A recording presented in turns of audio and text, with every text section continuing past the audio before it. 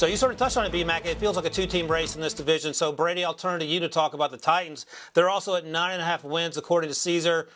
I think, honestly, their biggest issue on offense might be outside of the offensive line, the quarterback situation of Bryant Tannehill. They do have the running game in Derrick Henry. Their defense is getting better. What do you think about the Titans going into this season?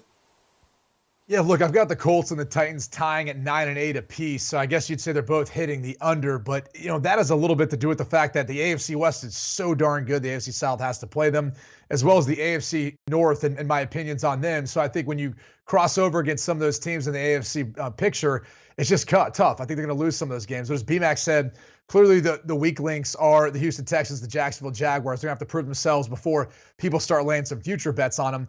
As I'm looking at the Tennessee Titans, you hit the nail on the head, Ryan. It's really about the quarterback play of Ryan Tannehill. Obviously didn't finish the season strong, but if he starts off the way he has played since he's gotten there, he's been really good during the course of the regular season.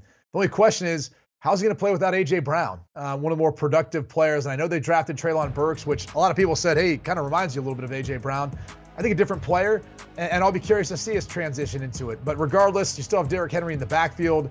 I just wonder if they get off to a tough start, which I don't foresee happening because their schedule, the way it shapes out. I mean, the Giants is a very winnable game to start off the season. Yeah, Buffalo's tough having to go there, but Las Vegas, a divisional matchup versus the Colts, then Washington, those are all games maybe you call a coin flip. Then you got an early bye. So the way I'm looking at it, I think until they get to that back half of their schedule, they've got some winnable games. I think they can stay in this thing.